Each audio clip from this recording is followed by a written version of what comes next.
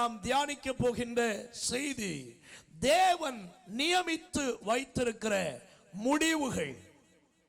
பக்தனாகிய பேதுரு தன்னுடைய முதலாவது நிருபத்திலே இவ்விதமாய் இந்த வார்த்தையை குறிப்பிடுகிறார். எல்லாவற்றிற்கும் முடிவு சமீபமாயிற்று. பிரியமானவர்களே, வேதத்தை வாசிக்கிற நாம் எல்லாருக்கும் தெரியும், எல்லாவற்றுக்கும் ஒரு துவக்கம் இருந்தது. அதே போல தேவன் எல்லாவற்றுக்கும் ஒரு முடிவை வைத்திருக்கிறார்.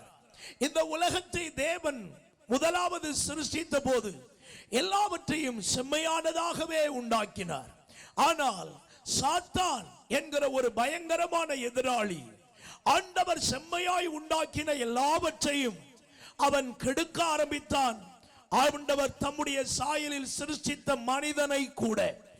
ஆகவே தேவன் எல்லாவற்றுக்கும் ஒரு முடிவு கட்டி மறுபடியும் தன்னுடைய உள்ளத்தில் ஒரு புதிய தீர்மானத்தை உண்டாக்கி இந்த பழைய காரியங்களை எல்லாம் ஒழித்து ஒரு புதிய, அவர் விரும்பினது போல் உள்ள ஒரு புதிய உலகத்தை அவர் உண்டாக்க வேண்டும் என்று தன்னுடைய இருதயத்தில் தீர்மானம் பண்ணினார்.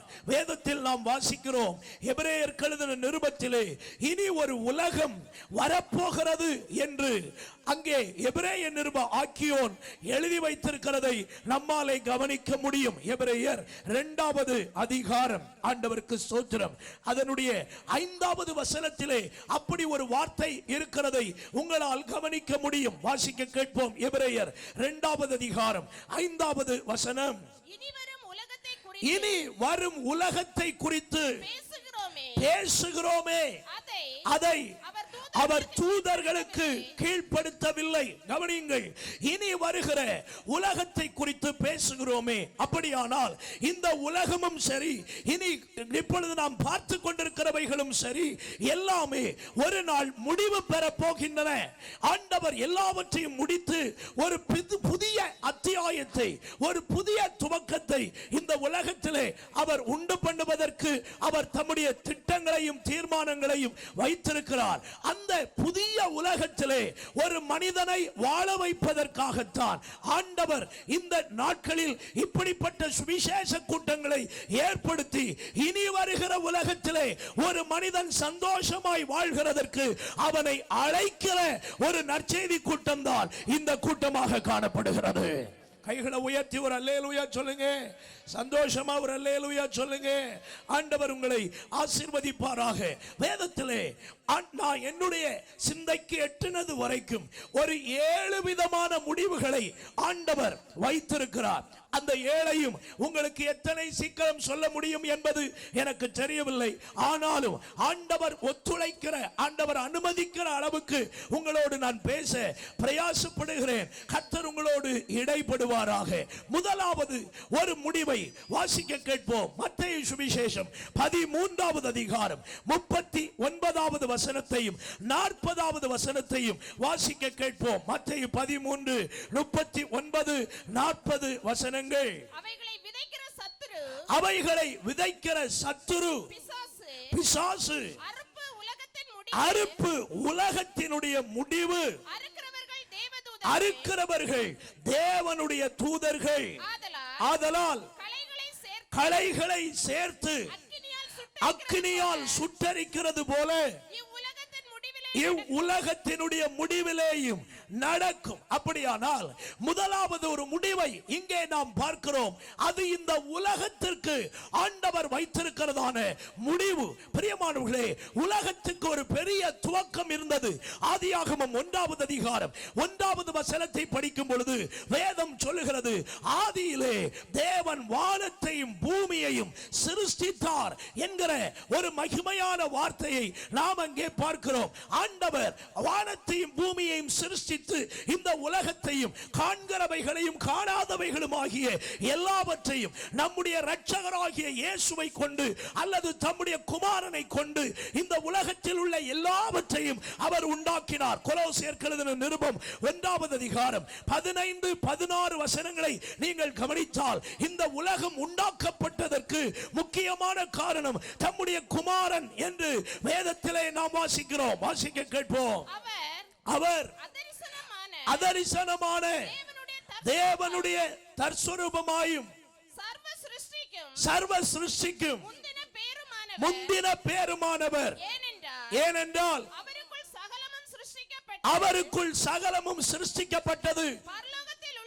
பரலோகத்தில் உள்ளவைகளும் பூலோகத்தில் உள்ளவைகளும் ஆகிய காணப்படுகிறவைகளும் காணப்படாதவைகளும் ஆகிய சகல வஸ்துக்களும் சிங்காசனங்களானாலும் கர்த்தத்துவங்களானாலும் துரைத்தனங்களானாலும் அதிகாரங்களானாலும் சகலமும் அவரை கொண்டும் அவருக்கு என்றும் சிருஷ்டிக்கப்பட்டது. அப்படியானால் இந்த உலகத்தில் நீங்கள் காண்கிற எல்லாவற்றையும் சிருஷ்டிக்கிறதற்கு முக்கிய காரணவாதியாயிருந்தவர் நம்முடைய இரட்சகராகிய இயேசு கிறிஸ்து.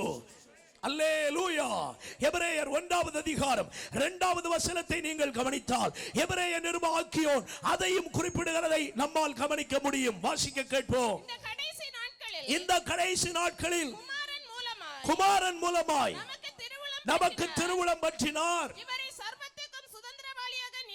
நியமித்தார், இவரை கொண்டு உலகங்களை உண்டாக்கினார். அப்படியானால் நாம் பார்க்கின்ற இந்த உலகம், இதிலே காண்கிறவைகள் எல்லாம், பரலோகத்தில் உண்டாயிருக்கிறவைகள் எல்லாம் ஆண்டவராகிய இயேசு கிறிஸ்துவை கொண்டு பிதாவாகிய தேவன் உண்டாக்கினார் என்பதை வேதத்திலே நாம் தெளிவாய் விசுவாசிக்கிறோம், நாம் அறிந்திருக்கிறோம். அன்பானவர்களே, இப்படி உண்டாக்கப்பட்டதான இந்த உலகத்திற்கு ஒரு முடிவு வருகிறது. காரணம் என்ன? இந்த உலகத்தில் சாபம் இருக்கிறது, இந்த உலகத்தில் பாவம் இருக்கிறது, இந்த உலகத்திலே எல்லாவற்றையும் கெடுத்துக் கொண்டிருக்கிற மகா பெரிய மோசமான தேவனுடைய எதிராளி என்று அழைக்கப்படுகின்ற சாத்தான் என்கிறவன் இந்த உலகத்தை நாசமாக்கி கொண்டே இருக்கிறான். ஆகவே இந்த உலகத்திற்கு ஒரு முடிவு கட்ட கர்த்தர் தன்னுடைய இருதயத்தில் தீர்மானம் பண்ணி இருக்கிறார். இந்த உலகம் ஒரு நாள் அழிய போவது நிச்சயமாய் இருக்கிறது. ஆனால் ஆண்டவர் சொன்னார், உலகத்தின் முடிவு பரியந்தம் அவரை விசுவாசிக்கிற அவருடைய பிள்ளைகளோடு அவர் இருந்து அவர்களை நடத்துகிறதற்கு உண்மை உள்ளவராயிருக்கிறார்.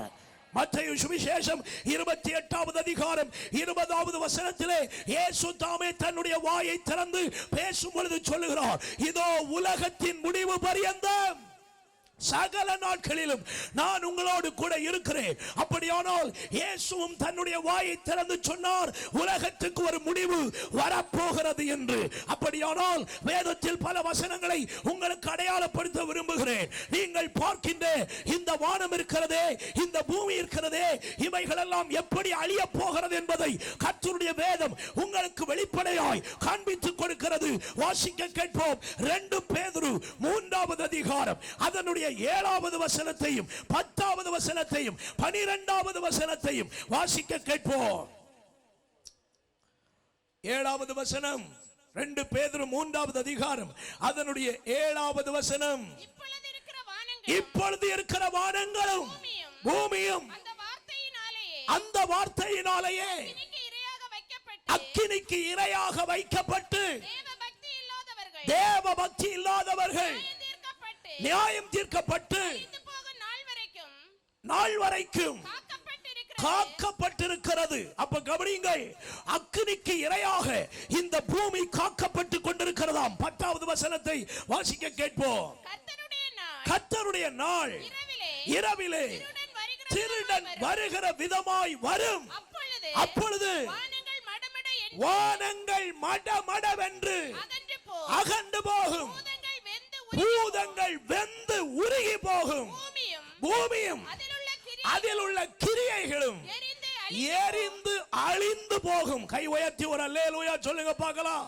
இந்த பூமியில மனுஷன் என்னெல்லாம் கண்டுபிடிச்சு வச்சிருக்கிறானோ, இந்த பூமியில எப்படி பெரிய மாட மாளிகைகள் கூட கோபுரங்கள் எல்லாம் கட்டி உண்டாக்கி இந்த உலகத்தில் எத்தனை பெரிய பெருமைகளை மனிதன் காண்பித்துக் கொண்டிருந்தாலும் வேதம் சொல்லுகிறது, ஒரு நாள் இந்த பூமியில் இருக்கிற எல்லாம் அக்கினிக்கு இரையாக அது அகப்பட்டு அது எரிந்து அழிந்து போய் அத்தனையும் சாம்பலாக மாறிவிடும். அல்லேலூயா. அப்படி இவைகள் எல்லாம் அக்கினிக்காக வைக்கப்பட்டிருக்கிறபடியால் மனிதன் தன்னுடைய கர்வத்தை விட்டு, மனிதன் தன்னுடைய பெருமையை விட்டு, மனிதன் தன்னுடைய பணபலத்தை விட்டு, மனிதன் தன்னுடைய படைபலத்தை விட்டு ஆண்டவராகிய இயேசுவை பற்றிக் கொண்டு இனி உலகத்திலே அவன் தன் ஜீவியத்தை கழிக்க அவனை இந்த ராத்திரி வேளையிலும் அழைக்கிறார். அல்லேலூயா. அப்படியானால் அவைகள் எல்லாம் எரிந்து அழிந்து போகும் என்பது நிச்சயமான ஒன்று. இன்றைக்கு பார்த்தால் மனிதன் கடனையும் உடனையும் பட்டு எத்தனையோ லட்சங்களுக்கு வீடுகள் கட்டுகிறார். சாதாரண கார் இப்ப யாருக்கும் பிடிக்கிறது இல்லை. கோடிக்கணக்கான விலை மதிப்புள்ள கார் தான் எல்லாருக்கும் தேவை. நல்லது, வைத்துக் கொள்ளுங்கள். ஆனால் ஒன்றை புரிந்து கொள்ளணும், இது எல்லாம் ஒரு நாள் எரிந்து அழிவது நிச்சயமான விஷயம். மனுஷன் சேர்த்து வச்சிருக்கிற வெள்ளி, பொன்னு, டைமண்ட் என்னெல்லாம் உண்டோ எல்லாம் ஒரு நாள் அக்கினி கொளுத்தப்படும் பொழுது இந்த உலகத்தோடு அழிந்து போய்விடும். விசுவாச மக்களுக்கும் சொல்லுகிறேன், இன்றைக்கு அநேகர் ஆண்டவரை ஆராதிக்கிறதை விட்டுட்டு, கர்த்தரை சேவிக்கிறதை விட்டுட்டு, ஆலயத்துக்கு வருகிறதை விட்டுட்டு பணம், பொருள், செல்வம், சொத்து என்று ஓடிக்கொண்டிருக்கிறீர்களே, சிந்தித்துக் கொள்ளுங்கள். சிந்தித்துக்கொள். பணம் தேவை, பொருள் தேவை, எல்லாம் தேவைதான். கர்த்தரை ஆராதிக்காமல் ஒரு சம்பாத்தியம் உனக்கு தேவையில்லை. கை உயர்த்தி ஒரு அல்லேலூயா சொல்லுங்க. சபை கூடி வருதலை சிலர் விட்டுடுறது போல நீங்களும் என்ன செய்யாதுங்க, விட்டுறாதுங்க. ஆண்டவர் எதை சேர்க்க வராரு தெரியுமா? சபையை சேர்த்துக்கிறதுக்காக வராரு. ஆண்டவருக்கு ஒரு அல்லேலூயா. சும்மா பட்டியலில் பேர் இருக்கிறதுனால சபைன்னு நினைச்சிடப்படாது. ரெக்கார்டில் பேர் இருக்கிறதுனால நான் சபைன்னு நினைச்சிடப்படாது. அவரை ஒழுங்கா ஆராதித்து மகிமைப்படுத்துகிறவன் தான் அவருடைய சபையில் அங்கத்தினராக இருக்கிறவன். ஆக ஆராதனைகளை முடக்கி ஒரு சம்பாத்தியம் உங்களுக்கு தேவையில்லை. உங்கள் தேவைகளை சந்திக்க கர்த்தர் வல்லமை உள்ளவராக இருக்கிறார். மனிதன் எத்தனை சம்பாதித்தாலும் அது அவனுக்குள் நிலைக்க வேண்டுமா நிலைக்க வேண்டாமா என்று தீர்மானம் பண்ணுகிறது கர்த்தருடைய கரத்தில் இருக்கிறது. ஒரு சின்ன ஆபத்தை உனக்கு அனுமதித்தால் நீ வருஷக்கணக்காய் உழைத்ததெல்லாம் 2 நாளில் உன் வீட்டை விட்டு வெளியே போய்விடும் என்பதை மறக்காதே. அல்லேலூயா. நல்ல ஒரு அல்லேலூயா சொல்லுங்க. ஆண்டவருக்கு ஸ்தோத்திரம் உண்டாகட்டும். ஆக இவைகள் எல்லாம் அக்கினிக்கு இரையாக வைக்கப்பட்டிருக்கிறது.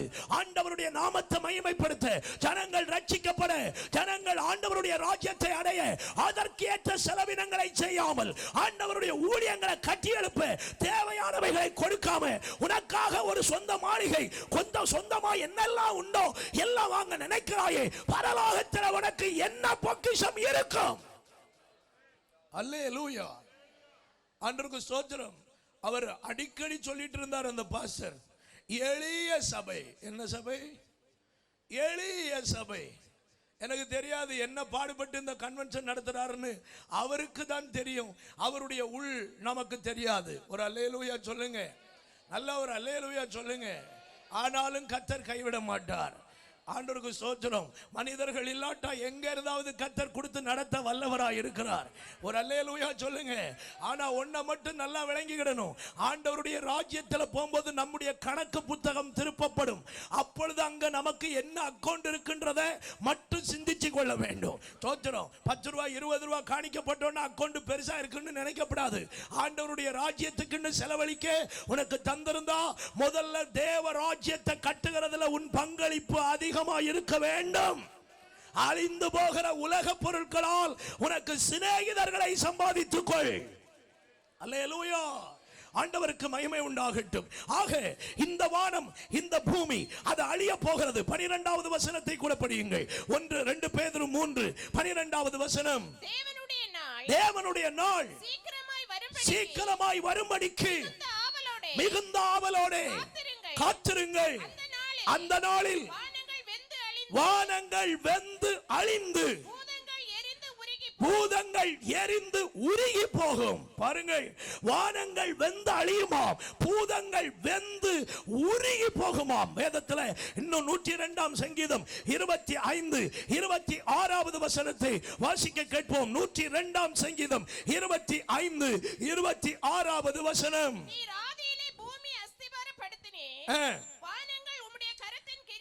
வானங்கள் உம்முடைய கரத்தின் கிரியையாய் இருக்கிறது. அவைகள் அழிந்து போகும், நீரோ நிலைத்திருப்பீர். அவைகள் எல்லாம் வஸ்திரம் போல் பழைமையாய் போகும். அவைகளை ஒரு சால்வையை போல மாற்றுவீர். அப்பொழுது அவைகள் மாறி போகும். ஆண்டவருக்கு ஸ்தோத்திரம். ஏசாயா 34வது அதிகாரம் அதனுடைய 4வது வசனம். ஏசாயா 34வது அதிகாரம் அதனுடைய 4வது வசனம். வானத்தினுடைய சர்வ சேனையும் கரைந்து வானங்கள் புஸ்தக சுருளை போல சுருட்டப்பட்டு அவைகளினுடைய சர்வ சேனையும் திராட்சை செடிகளுடைய இலைகள் உதிருகிறது போல அத்தி மரத்தினுடைய காய்கள் உதிருகிறது போலவும் உதிர்ந்து விழும். பாருங்கள், உலகத்திலே நாம் இப்பொழுது பார்த்து கொண்டிருக்கிற இந்த வானம், அதன் மேலே இருக்கிறதான கேலக்சி எல்லாமே ஒரு நாள் அத்தனையும் உதிர்ந்து கீழே விழப் போகிறதா. ஒரு நட்சத்திரம் எங்கேயோ ஒரு இடத்துல விழுந்ததற்கு பெரிய பாதிப்பு இந்த பூலோகத்தில் உண்டாகும் என்றால், ஆயிரக்கணக்கான லட்சக்கணக்கான நட்சத்திரங்களை ஆகாய மண்டலத்தில் வைத்திருக்கிறாரே, ஒரு அத்தி மரத்தை காற்று அசைக்கும் பொழுது அதனுடைய காய் விழுகிறது போல அத்தனை நட்சத்திரங்களும் ஒரு நாள் ஆகாய மண்டலத்தில் இருந்து கீழே விழுமே. அப்பொழுது இந்த பூமியினுடைய நிலைமை என்னவா இருக்கும் என்பதை சிந்திக்கிறவர்களுக்காக நான் கர்த்தரை துதிக்கிறேன். அது நடக்குமா நடக்காதா?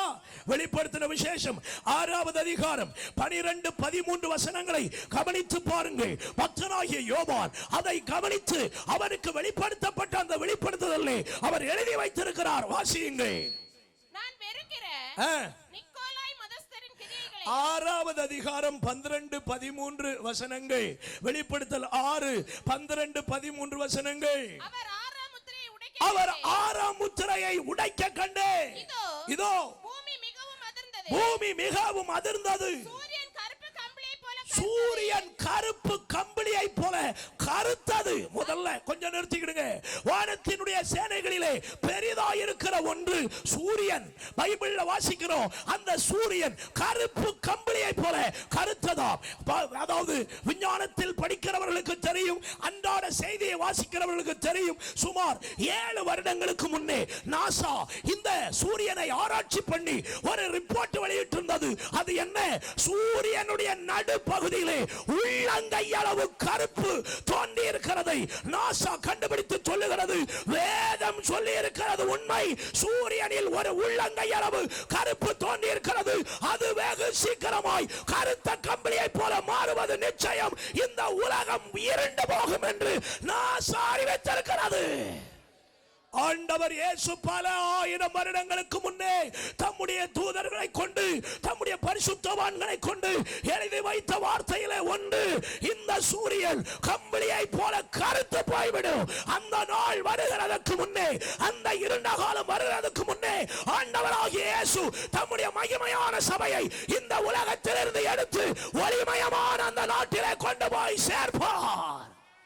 அன்றைக்கு அந்த நாட்டிலே போய் சேர ஆயத்தமா இருக்கிறவர்களுக்காக நான் ஆண்டவரை துதிக்கிறேன். அந்த நாட்டிலே போகணுமா? இன்றைக்கு இயேசுவை ஏற்றுக்கொள். இன்றைக்கு அவரை உன் பாவ பரிகாரியாய் ஏற்றுக்கொள். அவராலே அன்றி வேறு ஒருவராலும் ரட்சிப்பு இல்லை. அவராலே அன்றி பாவ மன்னிப்பு இல்லை. அவராலே அன்றி இனி வருகிற கோபாக்கினையிலிருந்து உனக்கு விடுதலை இல்லை. கோபாக்கினையின் நாளிலே உலகம் மோசமாகிவிடும். அதற்கு முன்னே நீ தப்பித்துக் கொள்ள இன்றைக்கு இயேசுவை ஏற்றுக்கொள்வாயாக. ஹல்லேலூயா. வேதத்திலே நம்ம படிக்கிறோம், நாகூமின் தீர்க்க தரிசன புத்தகம் 1வது அதிகாரம் அதனுடைய 5வது வசனத்தை வாசிக்க கேட்போம். நாகூம் 1:5. அவர் சமூகத்திலே பர்வதங்கள் அதிர்ந்து மலைகள் கரைந்து போகும். அவர் பிரசன்னத்தினாலே பூமியும் பூச்சக்கரமும் அதில் குடியிருக்கிற அனைவரும் ஏடுபட்டு போகும். கை உயர்த்தி ஒரு அல்லேலூயா சொல்லுங்க பார்க்கலாம். நல்ல ஒரு அல்லேலூயா சொல்லுங்க. இன்னொரு தடவை அந்த மைக்கில் படிக்கணும், பாஸ்டர் எடுத்து வச்சுக்கிடுங்க. முதல்ல அந்த வெளிப்படுத்தல் 6வது அதிகாரத்தில் 12வது வசனத்திலிருந்து ஒருக்கா கூட படிங்க பார்க்கலாம். 6வது அதிகாரம் 12வது வசனத்திலிருந்து. உடைக்க கண்டேன், இதோ அதிர்ந்தது. சூரியன் கருத்த கம்பளியை போல கருத்தது. சந்திரன் எப்படி ஆயிட்டான்? ரத்தம் போல் ஆயிற்றாம். கவனிக்கணும், இவைகளை எல்லாம் அறிவியல் பூர்வமாய் நடந்த ரிப்போர்ட்டுகளை வைத்து உங்களுக்கு பேசினால் இந்த ஒரு சப்ஜெக்டோட இன்னைக்கு பிரசங்கம் முடிச்சிடும். அதனால அந்த பக்கத்திற்கு நான் போக விரும்பல. அறிவியல் ஆராய்ச்சியாளர்கள் சந்திரனை ஆராய்ச்சி பண்ணி சொல்லி இருக்கிறார்கள். சந்திரனுடைய ஒரு ஓரத்திலே சிகப்பு நிறத்தில் ஒரு அடையாளம் தோன்றி இருக்கிறதை அவர்கள் கண்டுபிடித்திருக்கிறார்கள். நான் பிரசங்கிக்கிற பரிசுத்த வேதம் மிக மிக உண்மையான ஒன்று. இந்த பரிசுத்த வேதத்தில் சொல்லப்பட்டிருக்கிறது போல வேற எவனுடைய வேதத்திலேயும் இனி நடக்கிற சம்பவங்கள் சொல்லப்படவில்லை. நான் பிரசங்கிக்கிற இயேசு உண்மையானவர். நான் பிரசங்கிக்கிற கிறிஸ்தவம் உண்மையான கிறிஸ்தவர். கைதட்டி கத்தரை உயர்த்தி இருக்க கூடாதா? ஹல்லேலூயா. இனி வருகிறதையும் நமக்கு வெளிப்படுத்துகிற ஒரே புத்தகம் இந்த பரிசுத்த வேதாகமம். பரிசுத்த வேதாகமம் இன்று நடக்கிறதான காரியங்களை ரிப்போர்ட் பார்த்து எழுதின புத்தகம் அல்ல. இவைகள் தோன்றுகிறதற்கு பல ஆயிரம் வருடங்களுக்கு முன்னே கர்த்தர் தம்முடைய பரிசுத்தவான்களுக்கு வெளிப்படுத்தி அவைகளின் மூலமாய் எழுதப்பட்டவைகள் தான் இந்த மகிமையான பரிசுத்த வேதாகமம். ஒரு அல்லேலூயா சொல்லுங்க. இந்த பூமியை பல பேரும் பல விதத்தில் சொன்னாங்க. காலை நேரம் இந்த பூமியை பற்றி யார் யார் என்னென்ன சொன்னாங்கன்னு கொஞ்சம் படிச்சு பார்த்தேன். கவனிக்கிறீங்களா? ஆச்சரியப்பட்டுட்டேன். ஆண்டவருக்கு ஸ்தோத்திரம். சில பெயர்களை நான் சொல்ல விரும்பல. ஆண்டவருக்கு ஸ்தோத்திரம். அதுல முதல்ல ஒரு ஆள் பூமியை பத்தி என்ன சொல்லியிருக்கிறார் தெரியுமா? பூமி சதுரமா இருந்தது அப்படின்னு சொல்லியிருக்கிறார். பூமி எப்படி இருந்ததா? சதுரமா இருந்தது. அவருடைய கூற்றை முறியடிக்க 5 வருடங்களுக்கு பிறகு ஒருவர் பூமியை ஆராய்ச்சி பண்ணி ஒரு சயின்டிஸ்ட் அவர் எழுதியிருக்கிறார், பூமி செவ்வாகமாக இருக்கிறது. பூமி எப்படி இருக்கிறது? செவ்வாகமாக இருக்கிறது. ஆண்டவருக்கு ஸ்தோத்திரம். இன்னும் ஒருவர், ஒரு மதத்தினுடைய முக்கியமான ஒரு தலைவர், அவர் பூமியை ஆராய்ச்சி பண்ணிட்டு அவர் சொல்லுகிறார், பூமி முட்டை வடிவில் இருக்கிறது. பூமி எப்படி இருக்கிறது? முட்டை வடிவில் இருக்கிறது. 1853 ஆண்டுல இந்த பூமியை கடைசியா ஒருவர் ஆராய்ச்சி பண்ணினார். ஆராய்ச்சி பண்ணிட்டு சொல்றாரு, பூமி முட்டை வடிவமும் இல்ல, பூமி செவ்வாகமும் இல்ல, பூமி சதுரமும் இல்ல, பூமி உருண்டையாக இருக்கிறது. அதை தொடர்ந்து 5 விஞ்ஞானிகள் இவர் சொன்னது சரியா என்பதை ஆராய்ச்சி பண்ண பூமியின் ஒருமுனை தொடங்கி மறுமுனை மட்டும் ஆராய்ச்சி பண்ணினார்கள். அத்தனை பேரும் கொடுத்த ரிப்போர்ட் பூமி உருண்டையாக இருக்கிறது. அப்படியானால் இவர்கள் இப்பொழுதுதான் கண்டுபிடித்தார்கள், இயேசு கிறிஸ்து பிறக்கிறதற்கு 600 வருடங்களுக்கு முன்னே ஏசாயா எழுதி வைத்திருக்கிறார், அவர் பூமி உருண்டையின் மேல் வீற்றிருக்கிற தெய்வம். ஹல்லேலூயா. நல்ல ஒரு அல்லேலூயா சொல்லுங்க. அப்படிப்பட்ட இந்த பூமியிலேயாக்கும் அவர் வச்சிருக்கிறதெல்லாம் அழியுதான். பாருங்க, ஆகாயத்தில் நடக்கிற சம்பவம். முதல்ல இந்த சூரியன் கருத்த கம்பளிய போல மாறுது, சந்திரன் ரத்தத்தை போல ஆகுது. 13வது வசனம் படிங்க. அத்திமரமானது பெருங்காற்றினால் அசைக்கப்படும் பொழுது அதன் காய்கள் உதிருகிறது போல வானத்தின் நட்சத்திரங்களும். ஆமென். தீர்க்கதரிசியை கொண்டு ஆண்டவர் விழும்னு எழுதி வச்சிருந்தார். யோவான் தரிசிக்கிறார் பத்மோ தீவிலே. அங்கே பார்க்கிறார் உலகத்தில் நடக்கிற சம்பவங்களை அவருக்கு படம் போட்டு காட்டுகிறார். நேற்று நான் சொன்னது போல ஒரு தீர்க்கதரிசி யார்? இனி சம்பவிக்க போகிறதை கண்ணார பார்த்து அதை அப்படியே எழுதுகிறவன், படம் போல பார்த்து அதை எழுதுகிறவன். அதனால நான் தீர்க்கதரிசிகள்கிட்ட கேட்டார், நீ என்னத்தை காண்கிறாய்? ஆமோஸ் சொல்லுகிறார், நான் பழுத்த பழங்கள் உள்ள கூடையை பார்க்கிறேன். எரேமியாவிட்ட கேட்கிறார், எரேமியா என்ன பார்க்கிறாய்? நான் பொங்குகிற ஒரு பானையை பார்க்கிறேன், அதனுடைய வாய் வடதிசையை நோக்கி இருக்கிறது. அப்படியானா அப்படி காண்பித்து அதை மிக தெளிவாய் தரிசித்து எழுதுகிறவன் தான் கர்த்தருடைய தீர்க்கதரிசி. இங்கே புதிய ஏற்பாட்டில் ஒரு தீர்க்க தரிசன புத்தகம் தான் உண்டு, அது வெளிப்படுத்தின விசேஷம் என்கிற புத்தகம். இங்க யோவான் அவர் தரிசித்து எழுதுகிறார், அங்க ஒரு பெருங்காற்று வீசுதான்.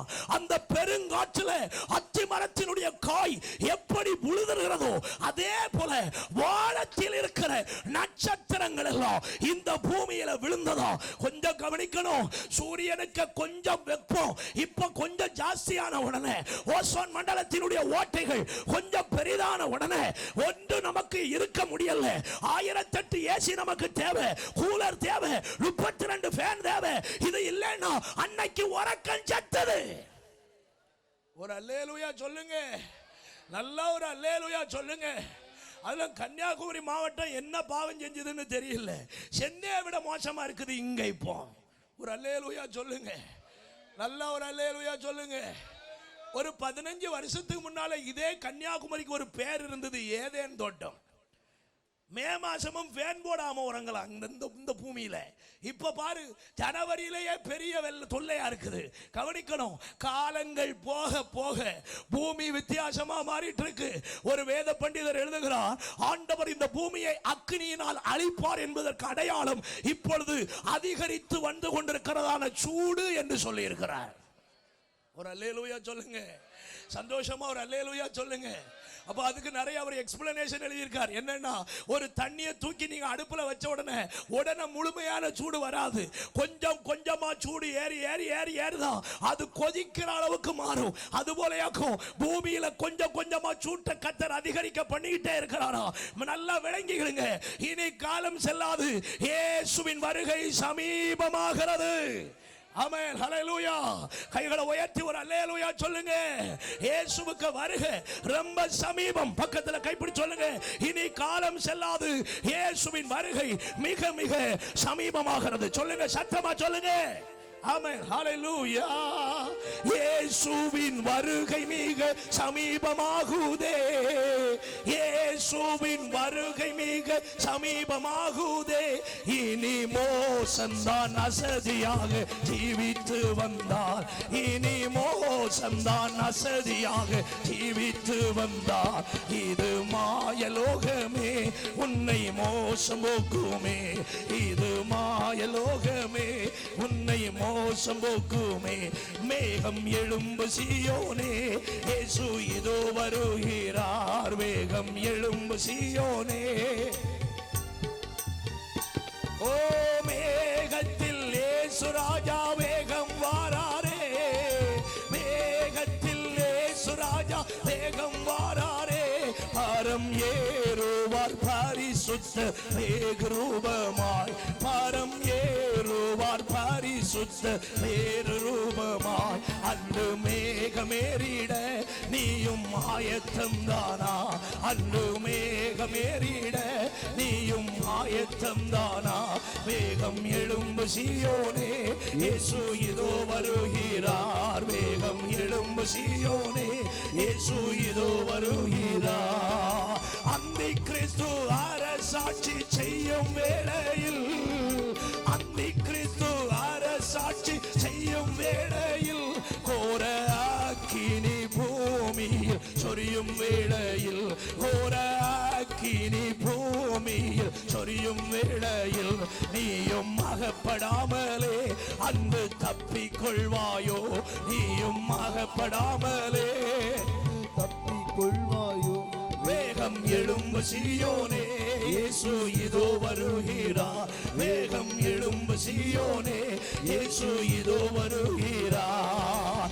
ஆகாயத்தில் நடக்கும் கல்யாணத்திலே, ஆகாயத்தில் நடக்கும் கல்யாணத்திலே, சுத்தர் பாடுவார் அல்லேலூயா சட்டை அடித்தே, சுத்தர் பாடுவார் அல்லேலூயா சட்டை அடித்தே.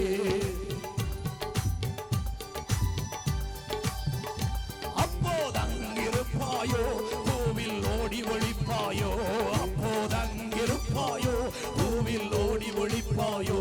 வேகம் எழும்பு சீயோனே, இயேசு இதோ வருகிறார். வேகம் எழும்பு சீயோனே, இயேசு இதோ வருகிறார்.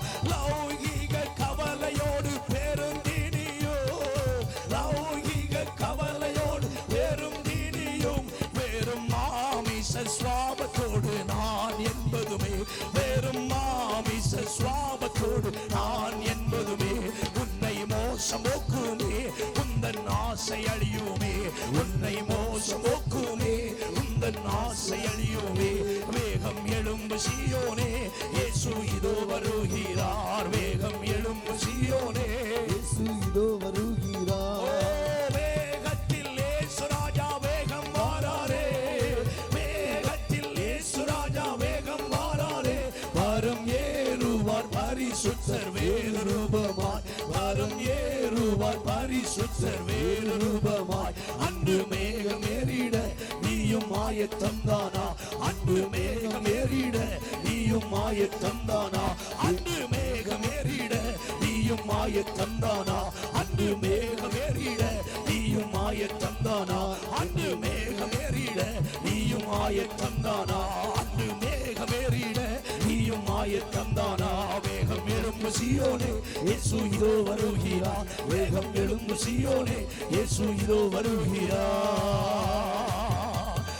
கைதட்டி ஆண்டவரை மகிமைப்படுத்துங்க பார்க்கலாம் இயேசுவினுடைய வருகை மிக சமீபமாக இருக்கிறது இந்த உலகத்தினுடைய சூழ்நிலைகள் எல்லாம் அதை நமக்கு வெளிப்படுத்தி காட்டிக் கொண்டிருக்கின்றது கைகளை உயர்த்தி ஆண்டவருக்கு ஒரு அல்லேலூயா அல்லேலூயா 14வது வசனத்தை வாசிங்கள் வெளிப்படுத்தல் 6 அதனுடைய 14வது வசனம் வானமும் சுருட்டப்பட்ட புஸ்தகம் போலாகி விலகி போயிற்று மலைகள் தீவுகள் யாவும் தங்கள் இடங்களை விட்டு அகன்று போயின ஆகவே தான் சொன்னார் மலைகள் விலகி போனாலும் பர்வதங்கள் நிலை பெயர்ந்து போனாலும் அப்படின்னு அவர் ஏசாயாவை கொண்டு சொல்லதுக்கு காரணம் மலைகள் விலகக்கூடிய ஒரு நாள் வருகிறது பர்வதங்கள் நிலை பெயரக்கூடிய ஒரு நாள் வருகிறது ஆனால் அவருடைய சமாதானத்தில் உடன்படிக்கை ஒரு மனிதனை விட்டும் நிலை பெயர்வது இல்லை இன்றைக்கு இந்த ராத்திரி வேளை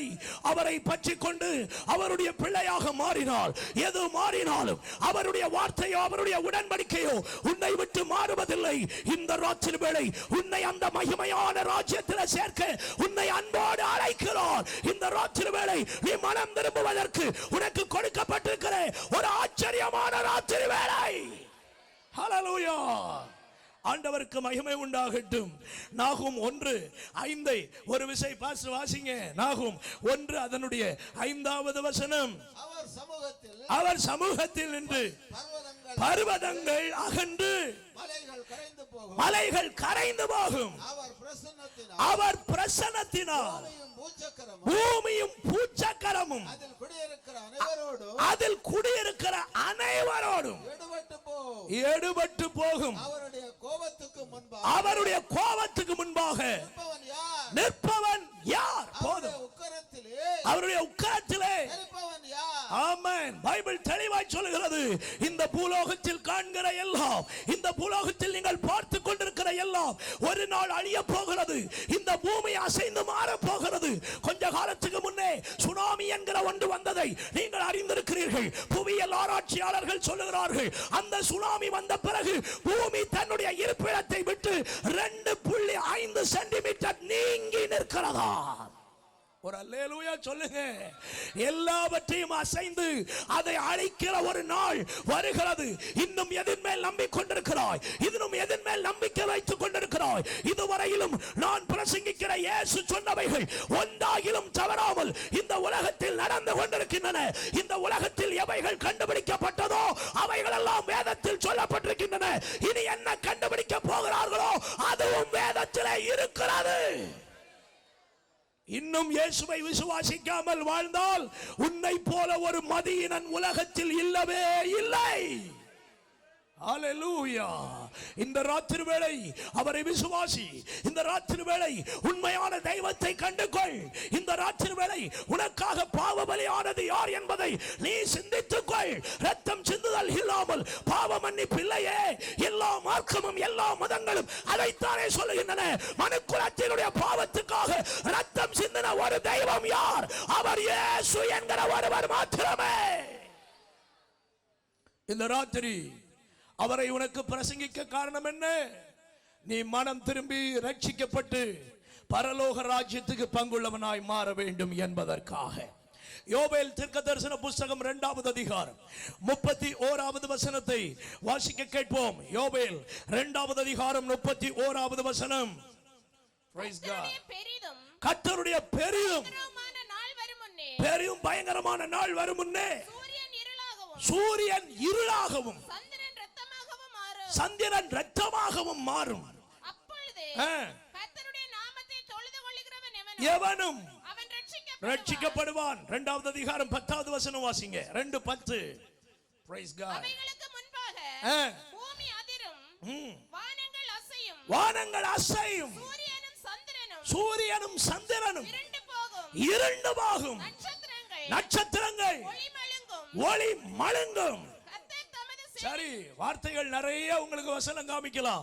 3வது அதிகாரம் 15வது வசனத்துல யோவேலை கொண்டு கர்த்தர் அங்கேயும் சொல்லி வச்சிருக்கிறார். பிரியமானவர்களே, வேதம் முழுவதிலும் நீங்கள் கவனித்து பார்த்தால் இப்பொழுது நீங்கள் பார்த்து கொண்டிருக்கிற வானங்கள், இப்பொழுது பார்த்து கொண்டிருக்கிறதான பூமி எல்லாமே அழிய போகிறது நிச்சயம். ஆமோஸின் தீர்க்கதரிசன புத்தகம் 3வது அதிகாரம் 15வது வசனத்துல பெரிய வீடுகளை கூட தேவன் அழிப்பார் என்று எழுதப்பட்டிருக்கிறது. லிட்டரலாக வாசிக்க கேட்போம். மாரி காலத்து வீட்டையும் கோடை காலத்து வீட்டையும் அழிப்பேன். அப்பொழுது யானை தந்தத்தால் செய்யப்பட்ட வீடுகள் அழியும், பெரிய வீடுகளுக்கும் முடிவு வரும் என்று கர்த்தர் சொல்லுகிறார். ஒரு அல்லேலூயா சொல்லுங்க. அது எத்தனை அடுக்கு மாடியா இருந்தாலும் சரி, 1001 ரூம் இருக்கிற பெரிய வீடானாலும் சரி, இன்றைக்கு நான் சொல்றேன், அந்த வீடுகளுக்கெல்லாம் முடிவு ஒரு நாள் வருகிறது. அத்தனை பெரிய வீட்டில் நீ வாழ்கிறதுனால பெரிய பாக்கியவான் என்று எண்ணாதே. இயேசு கிறிஸ்துவை ஏற்றுக்கொண்டு ஒரு ஓலை குடிசைக்குள்ள வாழ்ந்தாலும் அவன் தான் பாக்கியவான். இயேசுவை அறியாமல் இந்த உலகத்தில் வாழ்கிறவனை விட இயேசுவை அறிந்து வாழ்கிறவன் பெரிய பாக்கியவானா இருக்கலாம். இந்த உலகத்தில் அவனை பார்க்கிறதுக்கு அற்பமா தெரியலாம். இந்த உலகத்தில் அவனுக்கு ஒண்ணு இருக்காதா இருக்கலாம், பணம் இருக்காதா இருக்கலாம், செல்வாக்கு இருக்காதா இருக்கலாம், மேன்மை இருக்காதா இருக்கலாம். ஆனா ஒன்று சொல்றேன், அவனுக்காக ஒரு மேன்மையான வீடு பரலோகத்தில் கட்டி உண்டாக்கப்பட்டு கொண்டே இருக்கிறது. எத்தனை பேர் அந்த வீடு எனக்கு உண்டுன்னு சொல்றவங்க ஒரு அல்லேலூயா. இது அழிகிற பூமியில அழிகிறதற்காக கட்டப்பட்டிருக்கிறது. ஆனால் நான் சொல்லுகிற வீடு அழியாத உலகத்திலே அழியாமல் கட்டப்பட்டிருக்கிறதான ஒன்று. ஆண்டவருக்கு ஸ்தோத்திரம். வேதத்தை நீங்கள் கவனித்தால் ஆபகுக்கின் தீர்க்கதரிசன புத்தகம் 2வது அதிகாரம் 13வது வசனத்திலே இந்த உலகத்திலே மனுஷன் உழைக்கிறது, மனுஷன் பாடுபடுகிறது எல்லாமே அக்கினிக்கு இரையாகத்தான் செய்கிறான் என்று ஆபகுக்கை கொண்டு கர்த்தர் சொல்லுகிறார். வாசியுங்கள். இதோ ஜனங்கள் அக்கினிக்கு இரையாக உழைத்து ஜனங்கள் விருதாவாக இழைத்து போகிறது. கர்த்தருடைய செயல் அல்லவோ. ஒரு அல்லேலூயா சொல்லுங்க. இப்ப புரியும்னு நினைக்கிறேன். கொஞ்சம் கொஞ்சமா உரு கூட்டி சேர்க்கிறதெல்லாம் எதுக்கா? அக்னிக்கு இரையாக. 32 பேங்க்ல கள்ளத்தனமா டாக்குமெண்ட் கொடுத்து லோனை வாங்கி வீடு கட்டியது எதுக்கா? அக்னிக்கு இரையாக. ஒரு அல்லேலூயா சொல்லுங்க. நல்ல ஒரு அல்லேலூயா சொல்லுங்க. அப்படின்னா உலகத்திலேயே நிம்மதியா வாழ போறது இல்லை, இனி வருகிற உலகத்திலேயே நிம்மதியா வாழ போறது இல்லை. ஆண்டவருடைய மக்களுக்கு சொல்றேன், இருக்கிறது போதும்ன்ற எண்ணம் முதல்ல வரணும். எதை கர்த்தர் நமக்கு தரணும்னு வச்சிருக்கிறாரோ அந்தந்த சமயத்தில் அவர் தருவார். சும்மா தேவையில்லாத வேலையெல்லாம் செஞ்சு நீங்களும் கஷ்டப்பட்டு எங்களையும் கஷ்டப்படுத்தக்கூடாது. ஒரு அல்லேலூயா சொல்லுங்க. காலையில் சர்ச்சில் பேசும்போது சொன்னேன், விசுவாசி கடன் வாங்கினா விசுவாசிக்கு மட்டும் இல்லை பிரச்சனை யாருக்குன்னா பாசருக்குன்னு சேர்த்து. ஒரு அல்லேலூயா சொல்லுங்க. இவங்க கடன் வாங்கிட்டு அவங்க தலையில அவங்க பார்த்துக்கிடுவாங்கன்னா வாய்ப்பே கிடையாது. வருவாங்க, பாஸ்டர் பிடிச்சு வச்சு ஜோம் பண்ணுங்க. எப்படி ஜோம் பண்ணுங்க? பிடிச்சு வச்சு ஜோம் பண்ணுங்க. நாளை கழிச்சு ஒருத்தனுக்கு நான் 3 லட்சம் கொடுக்கணும், வாங்கி நமக்கு என்னதோ தந்தது மாதிரி தோற்றணும். நம்ம முழங்கால போட்டு செத்து சாவாம செத்து கர்த்தாவை காப்பாற்றும் சொல்லு. அது ஒன்றும் கேட்பும் கிடையாது. வாங்கக்கு முன்னால நம்மகிட்ட ஆலோசனை கேட்போம் கிடையாது. சிக்கின பிறகு கண்ணியை அறுத்து விடுறதுக்கு யார் வேணும்? பாசர் வேணும்.